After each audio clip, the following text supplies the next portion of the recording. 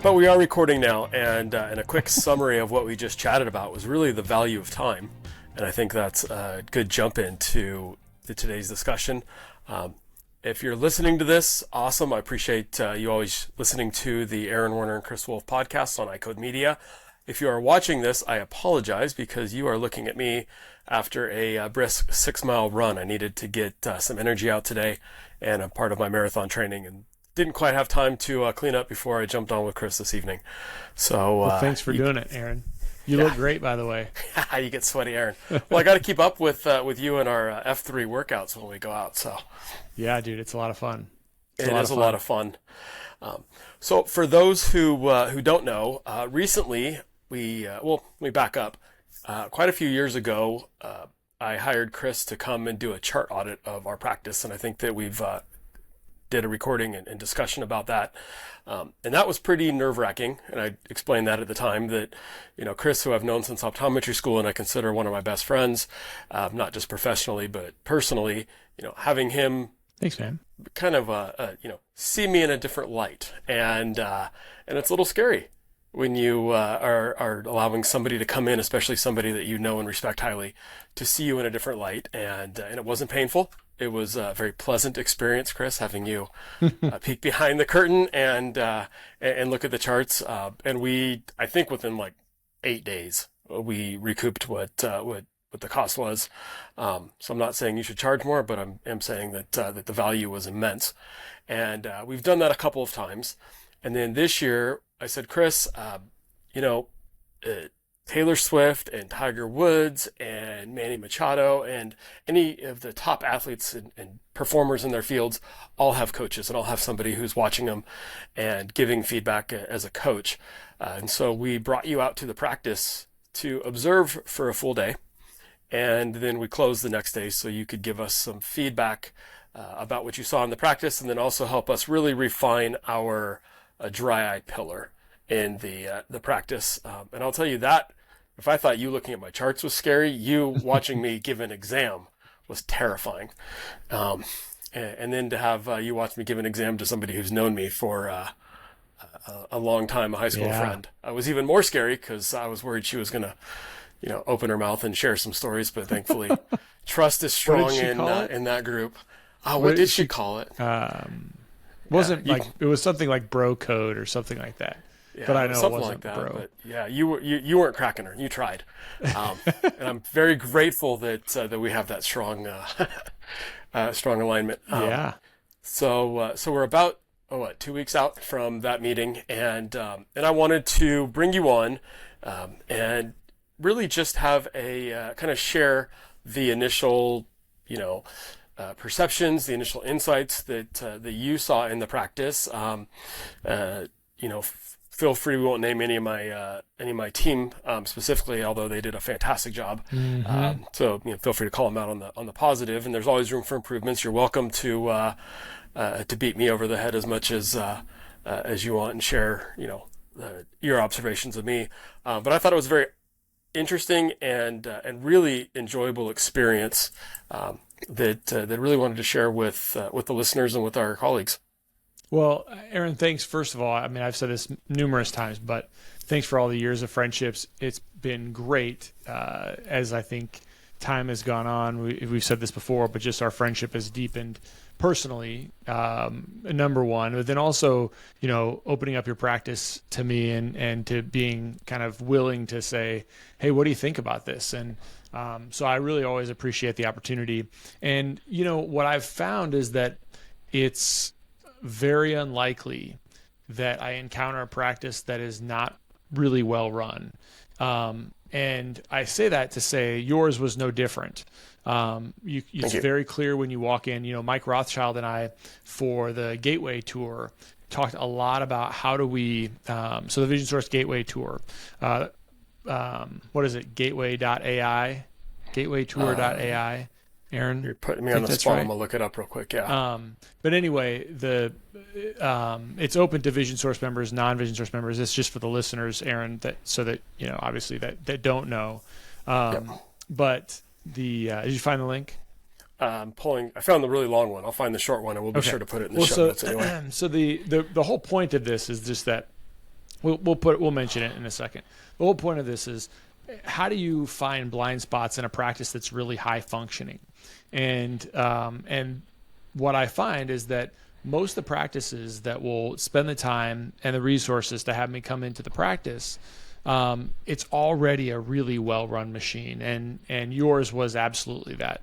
But when you look at different like areas of the practice, most really well-run practices can be successful despite themselves. And actually the way to think about that is not that they're successful despite themselves, but they can afford to be unsuccessful, highly unsuccessful in one area of their practice because they can cover up for that lack of success.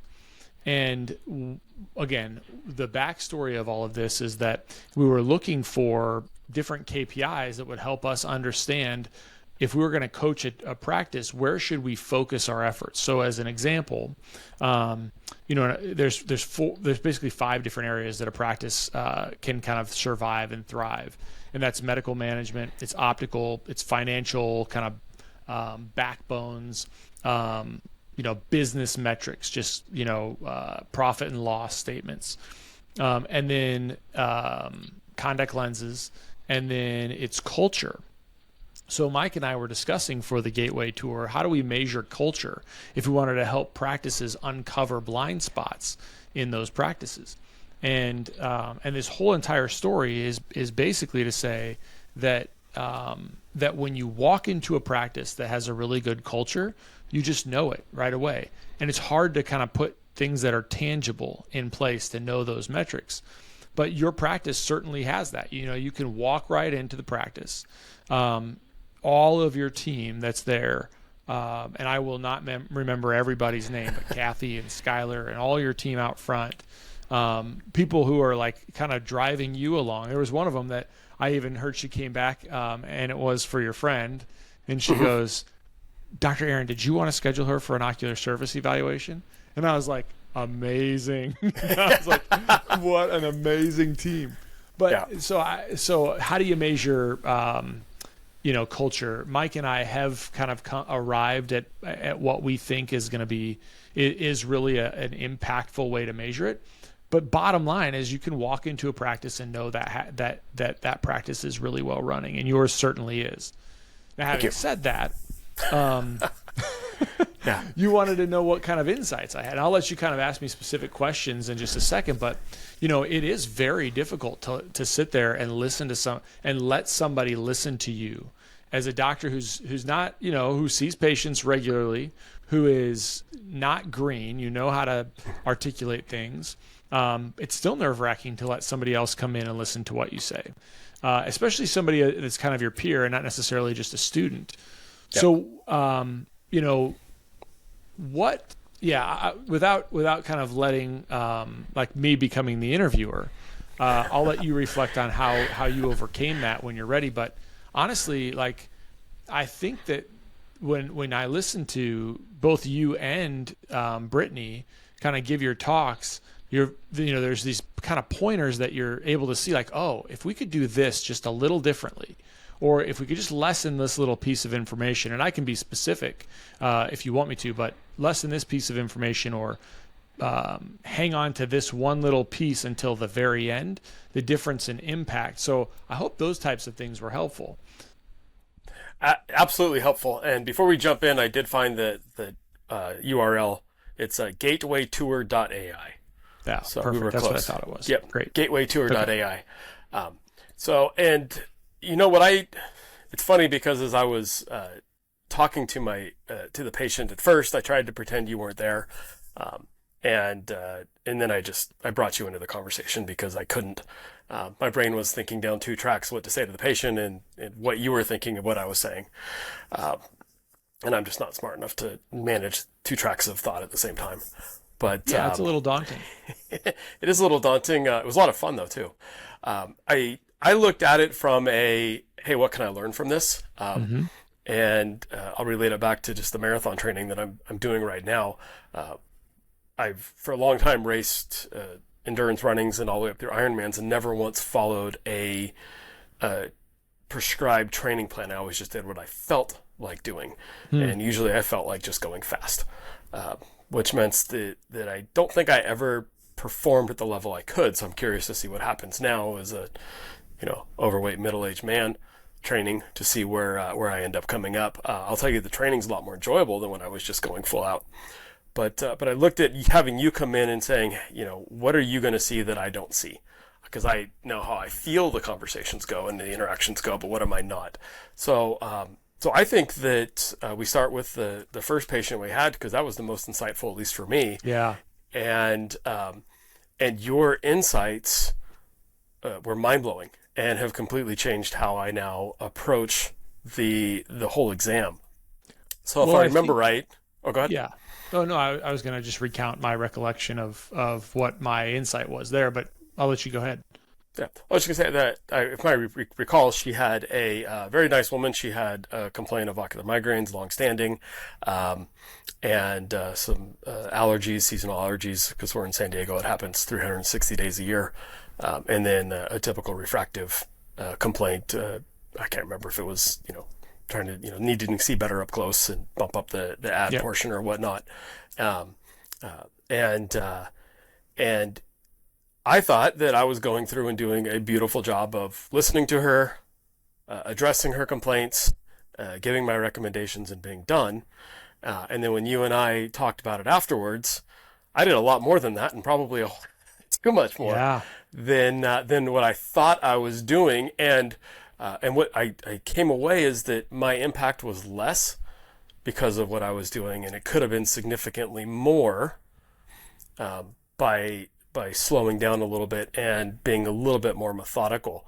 So I'm going to let you share what your observations were, because I think it was really impactful for me. So I want you to share everybody else. Yeah, well, I was really impressed. I mean, the fourth complaint she had was that, if you remember, she was noticing some popping of her, when she was pressing on her nasal lacrimal duct. I think she was regurgitating some air and creating a little cracking sound. And so, but like you had addressed every single one of her complaints. And one of the things I noticed in you that actually a lot of us do is we try to solve the problem and provide the explanation before we examine the patient. And what winds up happening then is we wind up repeating the same thing multiple times. And we want to be complete, and we want to make sure that we've provided the information for the patient and we've answered any questions and we've given them some time to reflect. But by the second or third time we've done it, the impact, especially if you've laid it out clearly, the impact becomes less and less and less, where we think it's becoming stronger and stronger and stronger. So rather than maybe opening a dialogue and having a conversation where it's more of a back and forth and you can dive deeper if you need to, what winds up happening, and many of us do this, and you did it, was you listen to her complaints. You could explain two of those complaints just by history. Maybe a third one you had pretty much given the answer to by history. And then you wound up talking about the fourth one. I can't remember which one was which at the end, but every single point in time you talked a little bit about what was going on before you examined her, then a little bit of what was going on when you examined her, and a little bit at the end, but it was basically repeat, big repeat. And it wound up taking you a lot of time. And also, I think what happens, to your point, is that it becomes a little less impactful. So instead, my recommendation to you was, and I'd love to hear how that's evolved in terms of your thinking, but is obviously listen to all the complaints, really make sure you do a good job of addressing each one, which you clearly did, but holding your thoughts. It's so hard sometimes. I do this exactly with my glaucoma patients. Holding your thoughts, examining, then relaying the final message. And it's that order that I think builds confidence in patients. And then also we can relay it one time and then open up for any questions, which you did, but you opened it up 3 times for questions instead of 1 time for questions. And anyway, so I think, we were able to say, listen, Aaron, you could easily see more patients if you wanted to by just being more streamlined, but being really focused on sort of the kill shot. That's not the best word, maybe. And I could think of another one that ends in shot. That's probably not the best word, but where the rubber meets the road, at the end of the exam, where you're delivering all the information, it's very complete, right? You did the history, you did the examination. Now I'm going to tell you everything I know that's going on with a clear diagnosis. So how has that changed for you? Well, the one other thing I'll add that you said that was really impactful for me, before I say how I changed, was you said when you were watching her, by the third time, her whole demeanor had kind of just dropped and like, I've heard this, right? Here we go again. So I thought I was being a really good doctor, and she was like, I'm wah wah wah wah wah wah. Yeah. You didn't do the wah wah wah, but that's what I heard in my head, and I said, oh man, like I've bored her.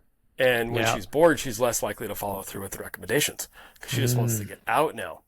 And so what I did is I went back and listened to a little bit of Story Brand with Don Miller, because it's all about the story. I've bought into that. And I said, well, if everything's, if we're going to follow that model and what movies do, the first thing they do is set up suspense. So they find the problem and they set the suspense. And so what I've been doing now is I love it. And I get really excited about this. I mean, just super nerdy stuff, but I think most people listening to us are nerds as well. So hopefully you like it as well, but it sets the suspense. So I reiterate to them what their chief complaints are. One, to make sure that they know that I heard them. So it feels like they understand that I'm listening and that I've identified the 2 or 3 things that they've come in for.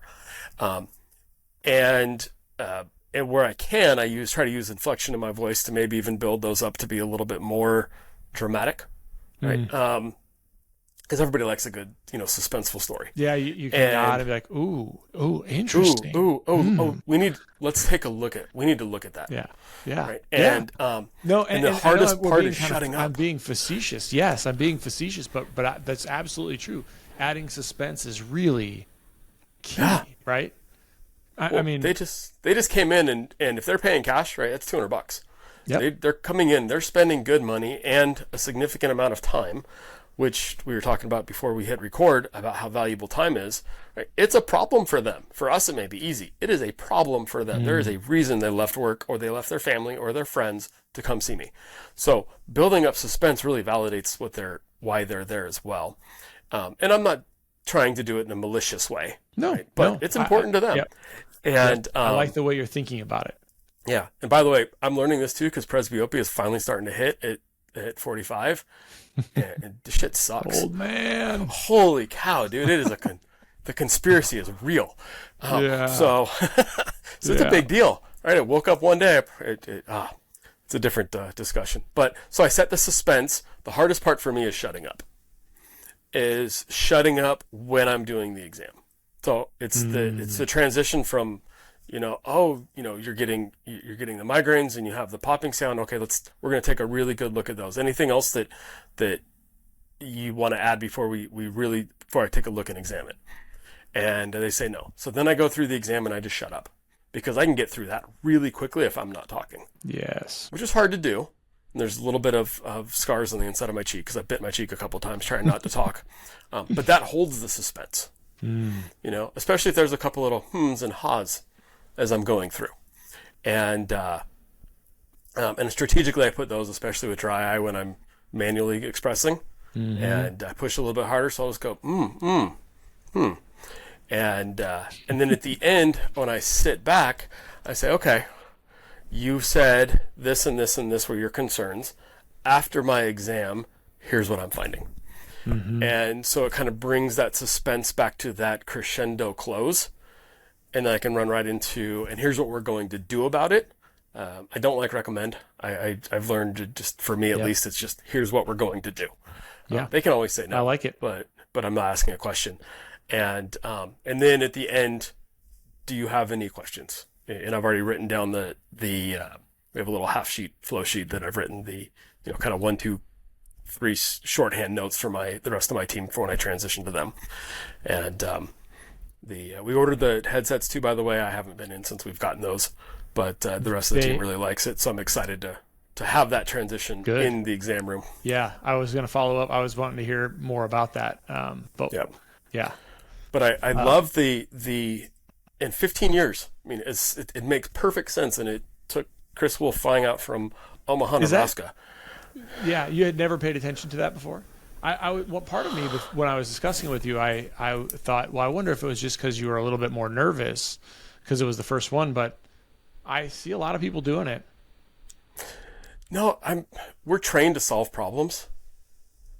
And if I'm gonna, have my wife on my shoulder real quick, I'm quick to solve problems because when she tells me, her challenges for her day, I try to solve them quickly. And maybe it's inherent just in me; it's part of who I am. But when I can solve the problem based on the history, it just it comes out. I want to solve it, and I almost want to minimize the problem for him, which is the opposite. That's right.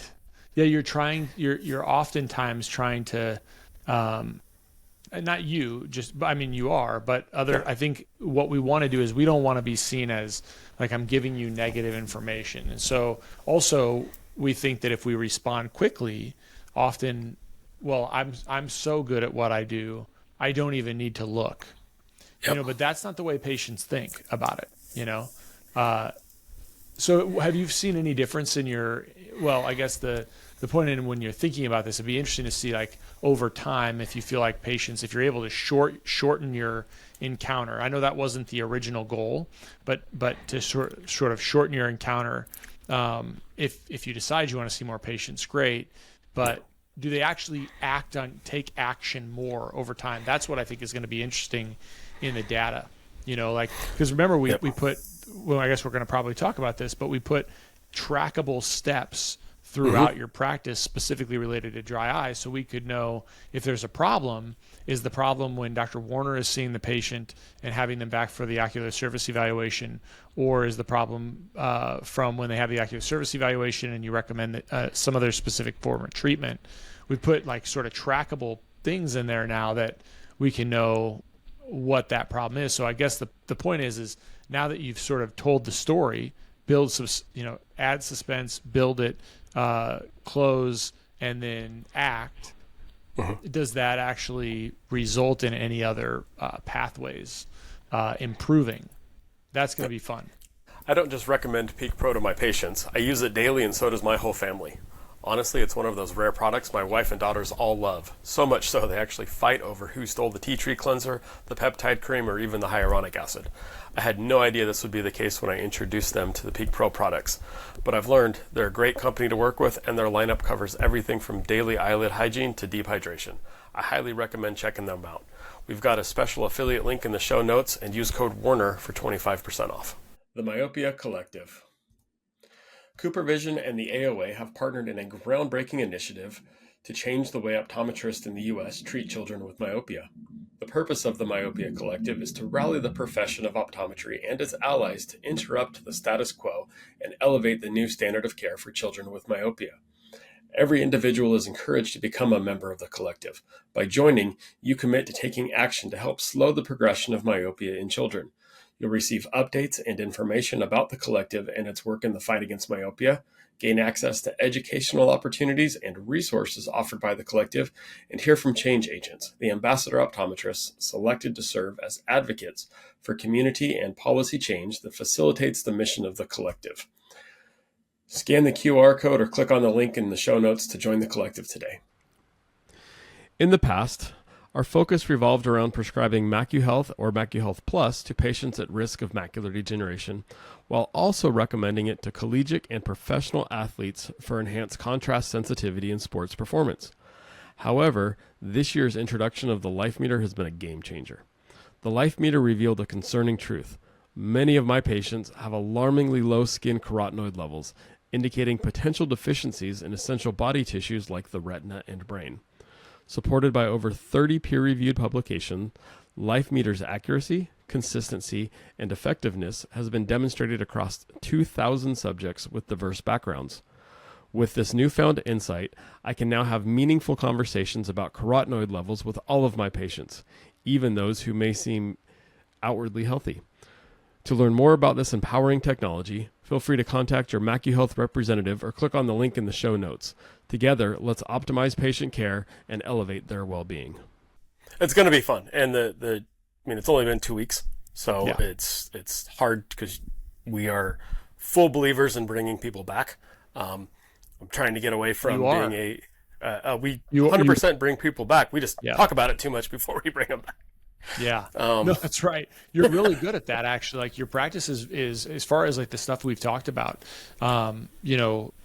finding problems that need further and deeper evaluation, and giving it the time it's due to do the complete evaluation in the patient's best interest. You guys do that really well. I think a lot of it is conciseness. yeah, exactly. Conciseness and where we can cut corners. And some of the stuff you just don't know until without a third person watching you. It's you can't see it in yourself. That's why everything we've always done that we enjoy doing, whether it's playing an instrument or running or I like to shoot pistols or race car driving or flying or whatever you're doing, you have a coach or a mentor, somebody that does it better than you who's watching you, or at least a peer that can give you feedback. And being a doctor is the only place that really we don't get that, at least in my world. Yeah, no, I think and that's my point is like, it's a very rare practice that will even engage somebody to actually come in and watch what they do. I mean, it's very rare, honestly, when you think about it. The number of people that will actually take the time and do it is not, I mean, I can throw out a bunch of names like that you would know that, but every single one of them is a high functioning practice. You know what I mean? Mm-hmm.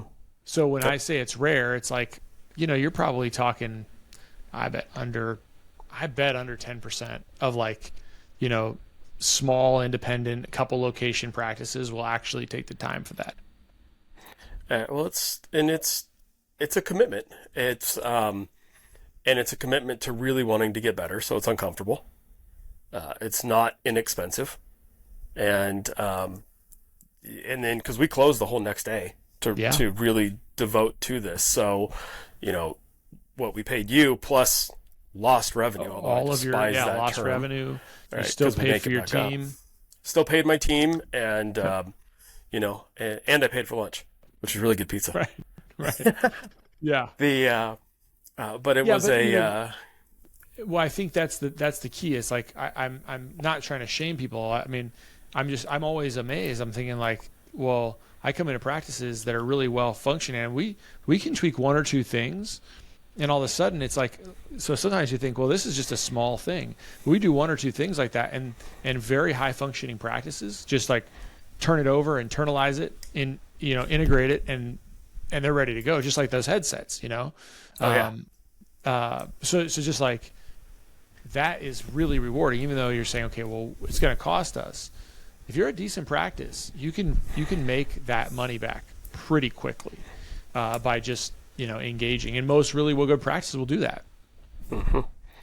Well, we've the little things we've looked to measure, and I applaud you because when we did our workshop the next day, you were very good at giving. You are very good at giving feedback and helping the team come along. Even to the point where when the team said, "Well, what do you do, Chris?" Quite often you just said, "Well, I'm not your practice, so I'm not going to tell you what I do." Right? I want you to come up with what you do, and then once the team started talking, you share what your insights and what's worked for you. So I appreciated that.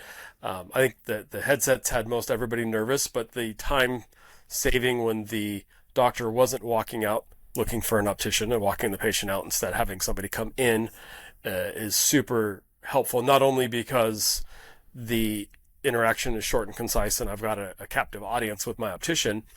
Also, when we call the opticians, they tend to be pretty quick to come to shut us up because they need to get things going. And it's nice to have somebody you can blame to shut you up. And kind of interrupt the conversation to end it. So it worked really well.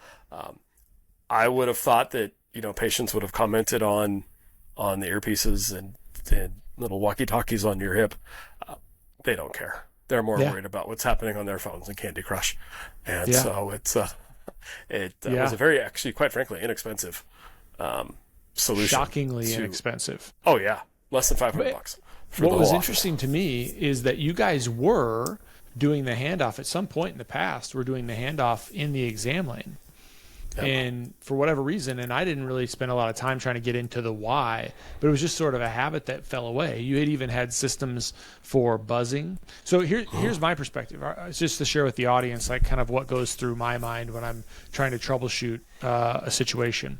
So again, when I say troubleshoot, one of the bog downs, and we're sort of peeking behind the curtain in Aaron's practice, but the bog downs is that in his practice in California, 1,400 square feet, Aaron, is that right?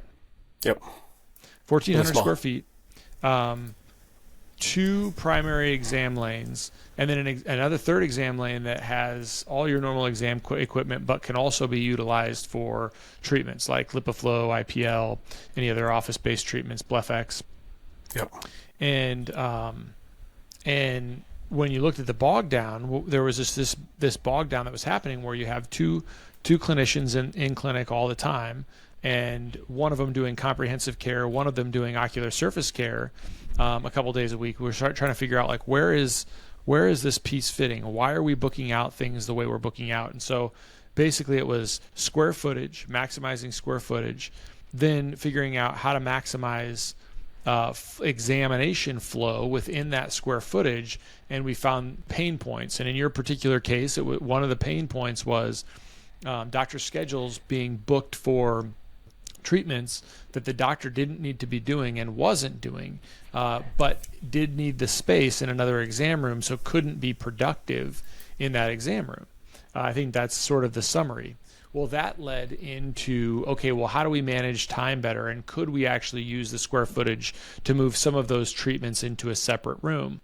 And then that led into, so again, we're troubleshooting that as a practice, again, based on your preferences, yep, Aaron, and not my preferences, because some of the things were, okay, well, let's maybe move this, and but maybe, well, we can't really move it because we need the square footage for this other thing, so let's figure out a separate solution. Well, one of the separate solutions was consolidating time, not blocking time on the doctor's schedule to do procedures, those sorts of things. So we kind of kicked around those ideas, and ultimately one of the key things that we were seeing in that bog down was that the doctor is having to, even the amount of time that it's taking that doctor to take the patient out of the room, as they were even, it was on doctor's time when they thought they've delivered the best care for the patient, versus when the staff is coming back sort of telling us we've delivered the best care and now it's time to shut up, Dr. Wolfe.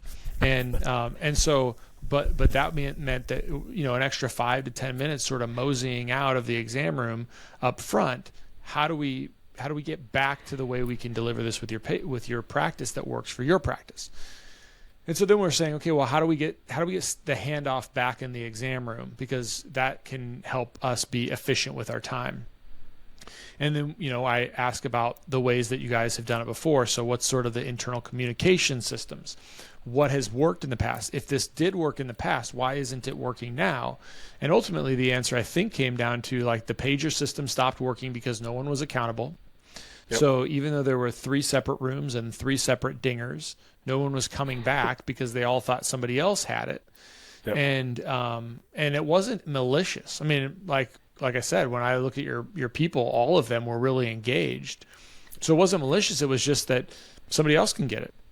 Mm-hmm. And so then we thought about, well, what if we swapped some things a little bit differently? And that wasn't a good idea because it had already been tried.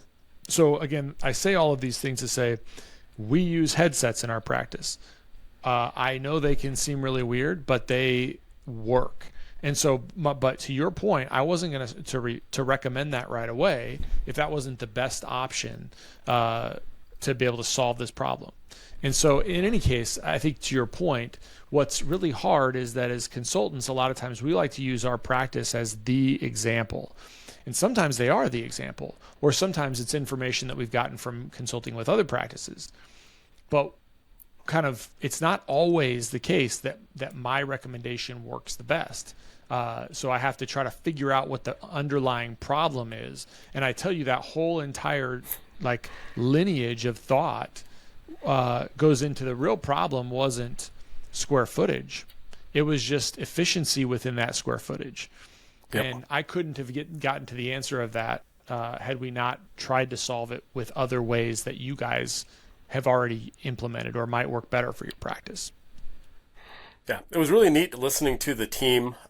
When you say you, Chris, you're not talking Aaron. You're talking No, I mean your practice, team, your team. Yeah, the whole practice, because they were all there as part of it. We walked through all the different ways. The one that worked the best was when we had a comm light system, and when the physical ones went down, because everybody's on an iPad, we never got it to work. And so with the dingers, you couldn't communicate what you wanted. You just heard a ding. And so that's where I think that ultimately that we landed on the walkie-talkies, because everybody in the entire office is on the same channel and can hear what's happening. And I think it's greatly improved communication, even if it's not directly to me. If I hear the front desk communicating to the technicians that my next patient's ready, well, now little timer has started in my head. Now the clock's ticking, right? And so it's not a direct communication that helps, but it's also that secondary communication that helps. And and I've also learned to listen to the tone on and how people are saying it, because we have the laminate floors, so depending on what shoes they're wearing, I can hear how happy or not happy they are during that day based on how they walk. But this way I can hear their tones and their voices too, so I know if there's a little bit of stress or panic, or if we're having a good day or whatnot. So it's communication is it's the key to everything. And so that's been helpful.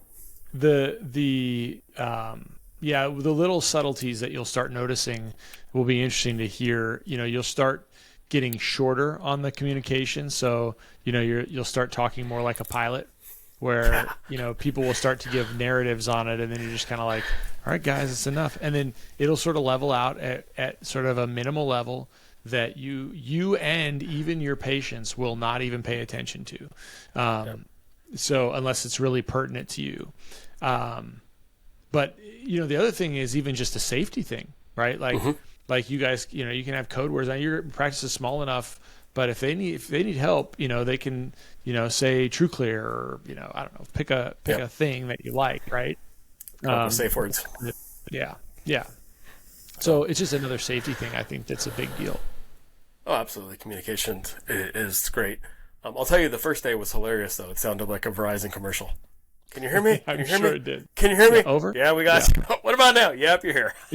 But that's part of the fun, and I think the newness was helpful as well. So I want to, because we'll have plenty of time to get into a bunch of the other metrics that we set up and tracked. But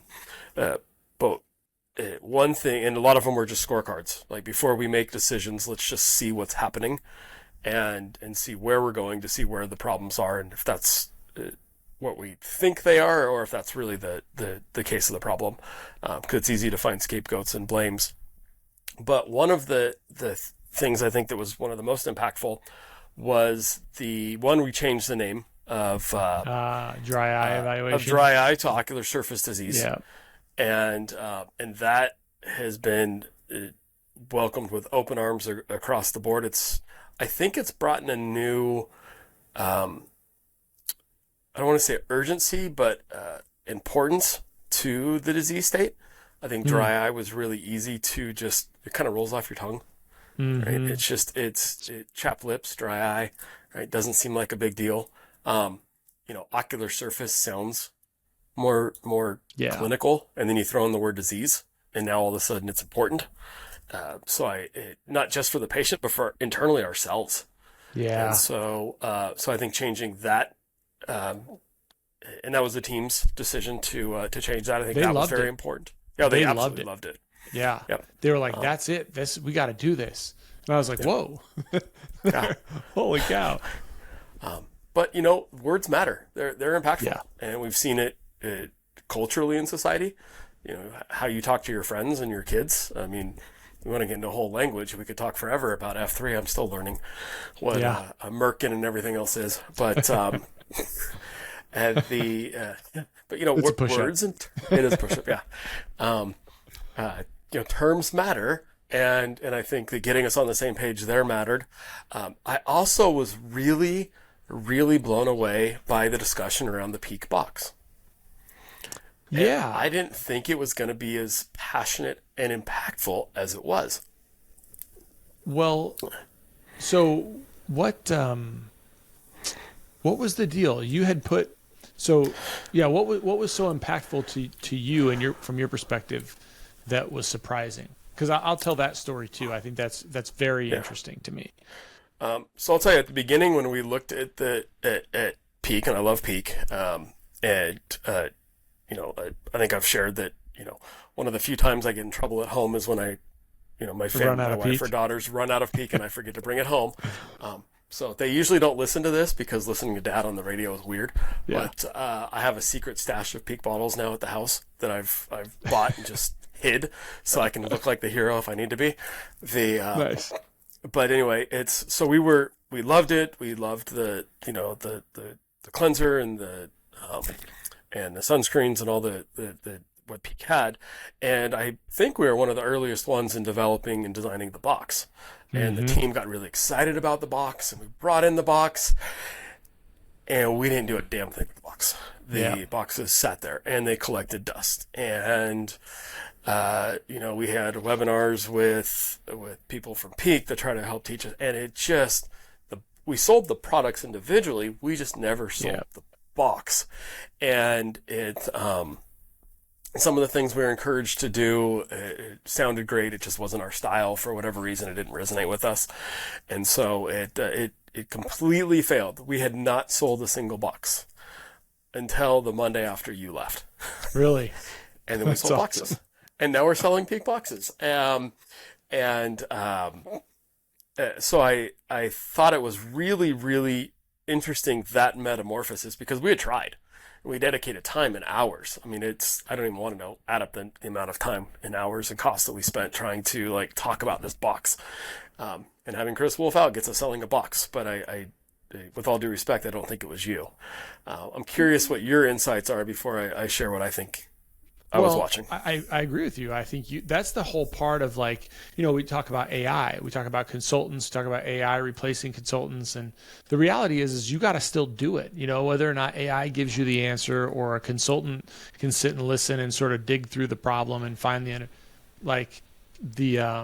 you've got to still go out and do the thing, so that's not easy. So I agree with you. I think it wasn't Chris Wolfe. It was you guys doing it. But what I think was probably the hardest part was you put too much stuff in the box. That's what in my opinion, when I look at, and you and I haven't talked about why I think it was a problem. I'd love to know what your thoughts are on it if they differ. But I think too many people try to do too much stuff at once, or they withhold that stuff until the evaluation. And now it becomes this massive amount of things. And then the other thing that happens is I think they try to be so custom, and then they just wind up putting everything into the box. And so what we did as part of the activity for your practice was we said, what is every doctor that's here today going to agree upon that when they see a problem during the comprehensive exam, that this is the best course of base action?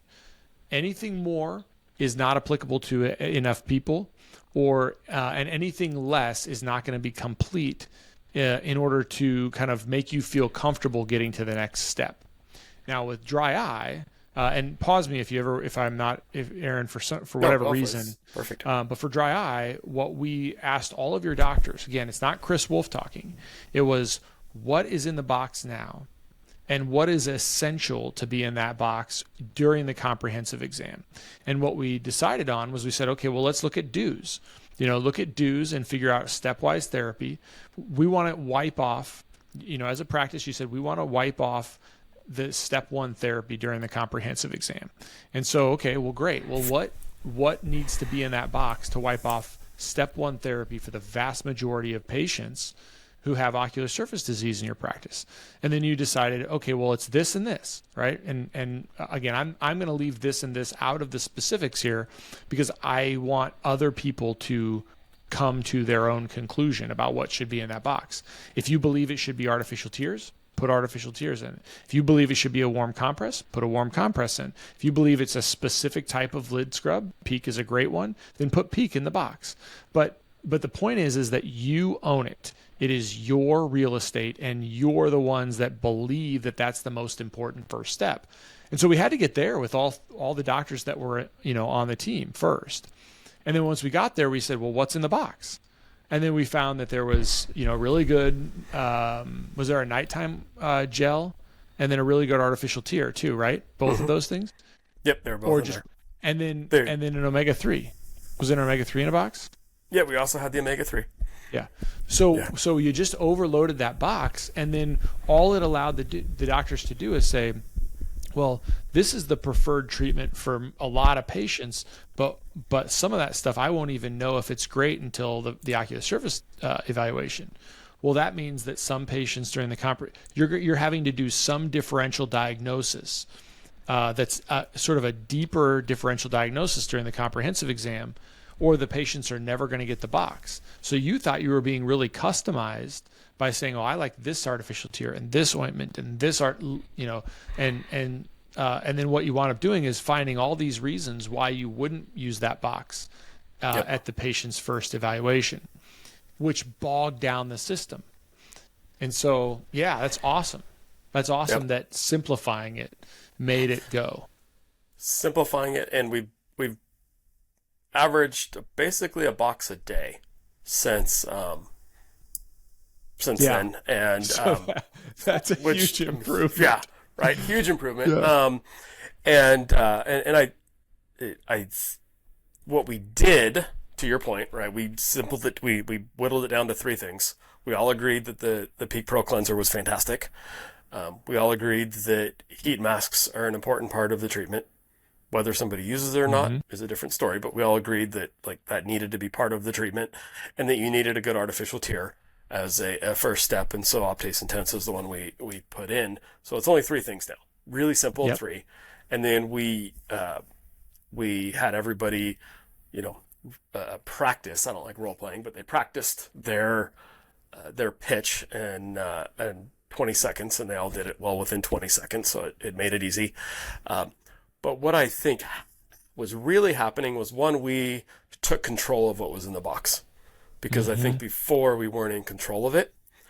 And then we talked about how we were going to use the box, because we had never, I think we assumed we kind of knew how to use it, but we never walked through openly how we're going to use it. So at the comprehensive eye exam or the annual wellness exam, when we're not treating dry eye, we're bringing them back to have ocular surface disease evaluation. In the meantime, here's what I want you to start with. And then we're going to look at it. And in my mind, we were selling dessert when we were taking the drink order. So like when you go and sit down at a restaurant and the waiter comes over and says, "Hey, how you guys doing? Can I get you started with drinks?" That's what we should be doing, and that's what we're doing now. What we were doing was like, "Hey, can I get your guys' drinks? And by the way, our creme brulee is fantastic. And, you should also look at the salmon. It's fresh." Whoa, too much. You're really good at analogies, Aaron. I've always thought that. Thank you. It helps me process it better. It's but great. It's right. We were trying to sell dessert when we were taking the drink order, and now we're just taking the drink order.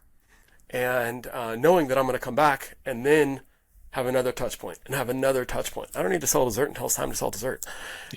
Which is, I think, made it way more impactful. One of the things we're tracking is not just the conversion rate of telling somebody they need to or scheduling an ocular surface disease evaluation, but also, like, are they showing up? Are they just making the appointment, canceling, or are they following through with it? And then from there, are they following through on the treatments? Which is too soon, obviously, to look at. But I think giving us control and then really understanding how we're using the tool has made a huge difference. Yeah, I mean, it is kind of staggering when you think about and what was fun is your team had already gone through a lot of the structure that we've built within Comprehensive Optometry Simplified, and so that's another thing that made it a little more challenging, because I would have typically, when I come in and do these, I kind of give an overview of identity. I give an overview of, and we may even kind of go into that within the practice. And then I give an overview of why each of these steps are important. And for your team, I did cover them, but I knew that they had already kind of ingested them. And so they were kind of understanding of them because you're so articulate in it. And but to see how there is this distinctively different, and I would say it's simple, it's straightforward, but it's like we've got to wipe. The comprehensive exam is the place where we wipe the easy stuff off the map, right? Like you don't have to dive, and you're not doing the patient a disservice. You're saying, you've got ocular surface dysfunction or ocular surface disease, and I can see that because of X, Y, and Z. The first thing we do is this. The second thing we do is see you back in a month. And then the third things we might decide based on how we're, whatever else needs to be done, we'll be able to identify at that other evaluation. But it's so hard not to try to go down all those rabbit holes. And so we had to work, even in your practice, we had to work on what is Rex? What does it sound like when you identify meibomian gland dysfunction in a patient who has glaucoma? Go. Aaron, Brittany. Just the intention of saying, how do I make this concise and complete, and I in a way that I can feel good about taking care of the patient, but also doesn't open the door to other what if this and what if that and when am I going to do this, and that basically says the more information is coming, if we need it, that's what we're gonna we can take the next steps. But that's what the whole point about separating those two are, and being consistent with what your first step is going to be as a practice. I think that's helpful, because your team was like, oh, it's this one thing. I get it. You know? Yeah, it was pretty neat to see. And it I think I do a really good job of teaching and bringing insights into the clinic. But I think sometimes when they're your own, it's too hard sometimes to step back and see the forest through the trees, or all you see is the trees and not the forest. And it was neat to watch you kind of masterfully bring all that together for the team and see the lights go on. Well, thanks. Now to see the fruit of it. Yeah, I can't wait to see the numbers and how things are shaping up after this next quarter.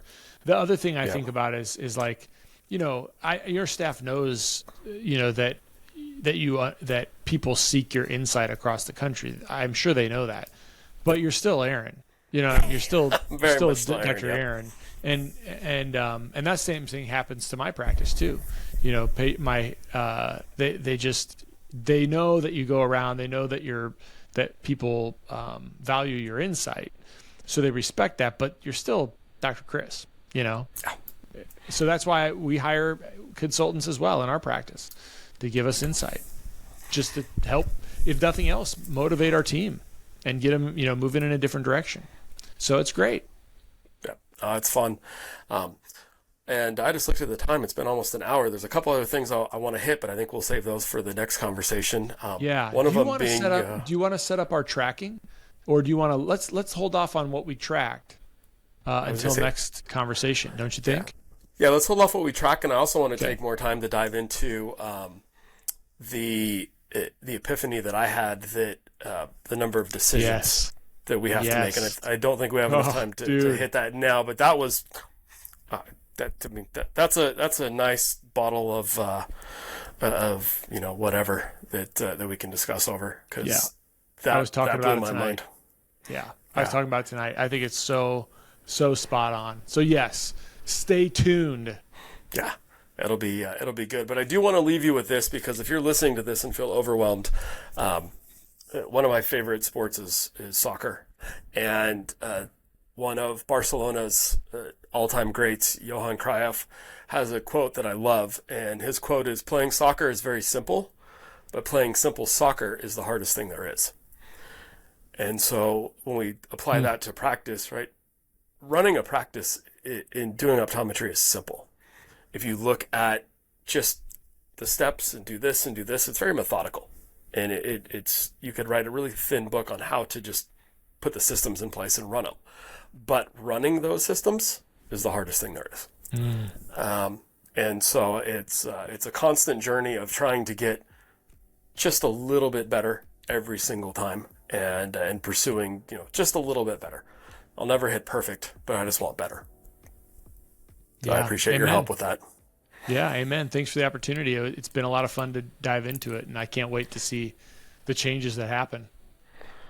Definitely. Well, stay tuned. So next time we'll hit on the metrics we put down and track, and so we can hold ourselves accountable to the thousands of you that listen. And for sure, will stop me in a conference somewhere and ask where I'm at. But then also the insights into the decisions, the number of decisions we have. Because I thought that has also helped to change and kind of redirect what I do. That sounds great. Awesome. Can't wait to do it. Definitely. Thanks, Chris. Thanks, Aaron. Appreciate it.